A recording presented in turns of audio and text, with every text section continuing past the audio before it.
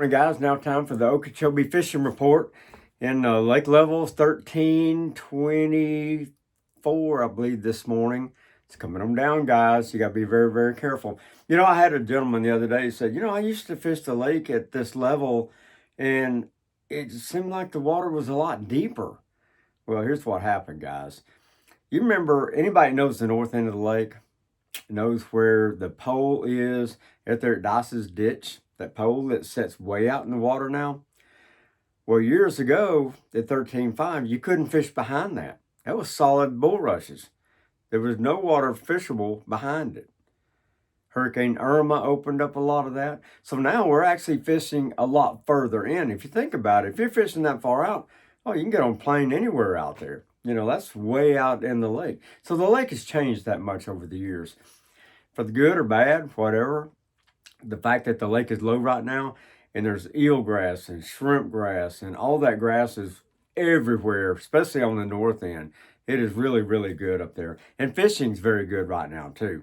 I've had a couple of ride-alongs where I've gone in their boats and shown some guys what I would be doing if I was fishing a tournament right now, and how I would maneuver my boat in and out of these areas so you don't tear them up.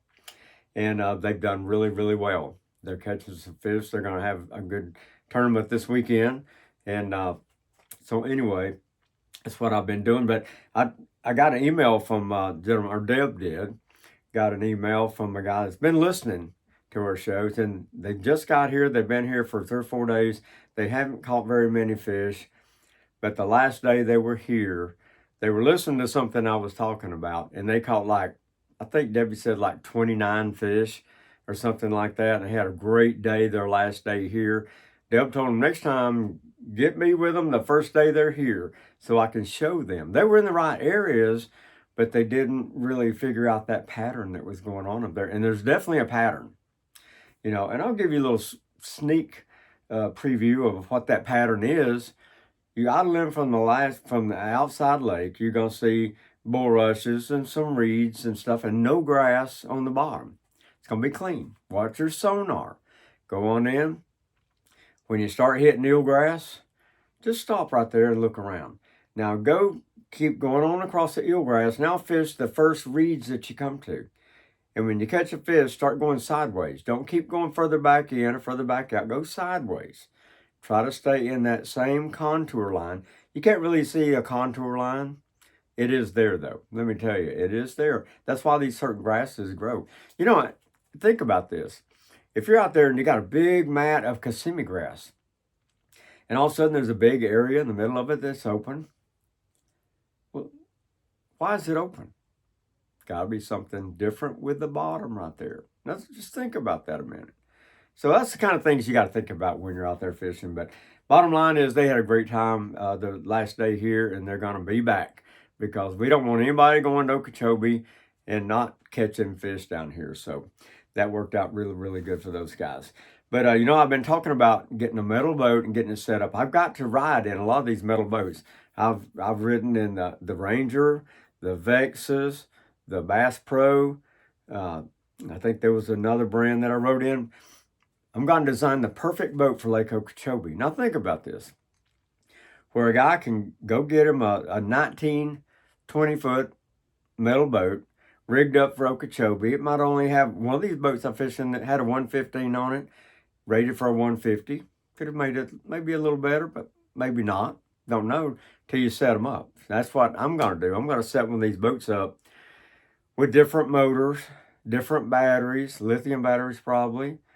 Just have them set up where they'll come up. Jack plate with the jack plate. This one gentleman didn't even have a jack plate, and his boat would still come up 2 feet of water. I thought, man, if this thing had a hydraulic jack on it, I could come up in a foot of water and not touch the bottom. So that's what I'm going to do. And here's another thing I want to do too. I want to make it affordable. For a guy to say that we call the boat the BigO Special.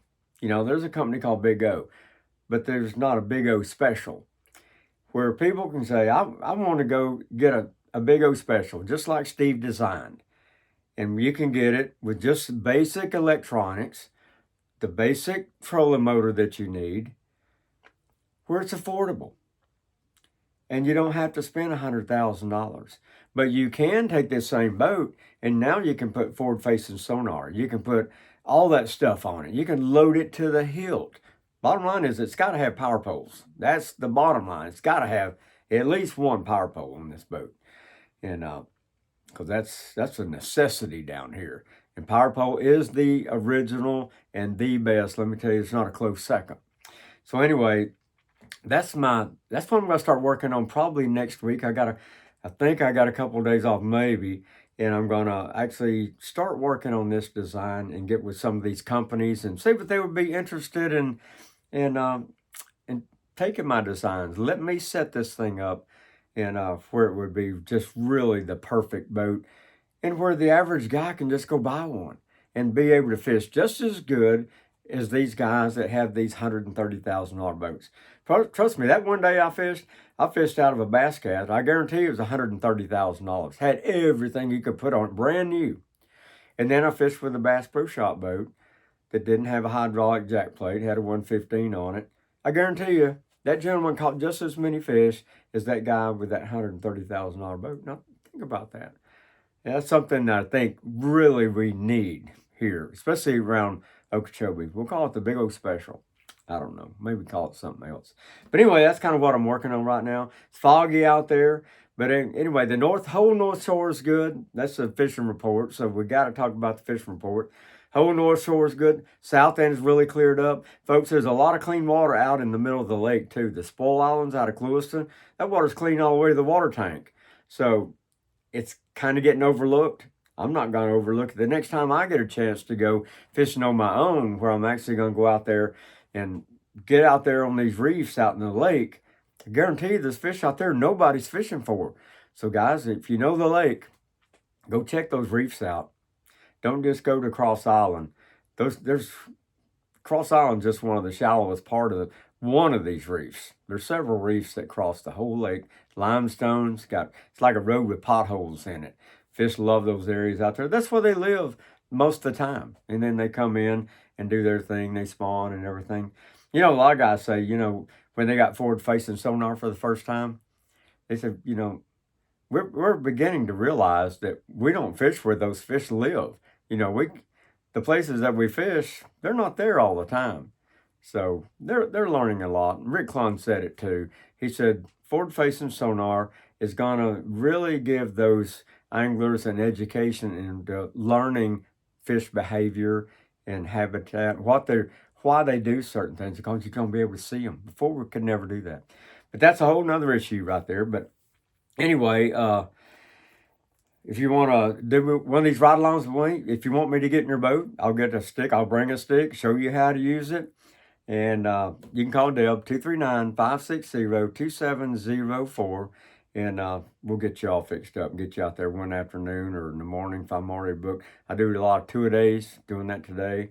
And but anyway, that's kind of what we're doing here. But I tell you, fishing is going to be good this week. The rest of the week, we haven't had any wind. It's just perfect conditions for catching fish. They're not everywhere, guys. When you catch one, stop, see where he's at, and see if there might be a pattern to that type of grass or how far in you are. Trust me, there's a lot that we don't see if you just go through there blind. So stop, open your eyes, and look around. Got to thank Okeechobee County for making it possible for me to do this. Visit OkeechobeeCounty.com. They got a lot of events coming this winter.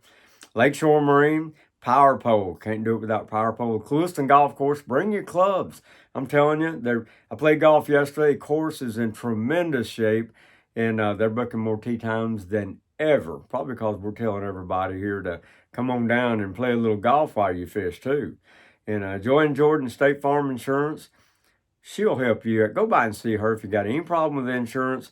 And let her see if she can help you save some money and give you better insurance. The bait station in North Fort Myers, K&M Drugs, go by and get your flu shot. There's a flu epidemic right now. And me and Deb are going to go by K&M Drugs probably, the next day I have off, and get our flu shots. That's very important. And like I say, you don't want to get sick. That flu is bad.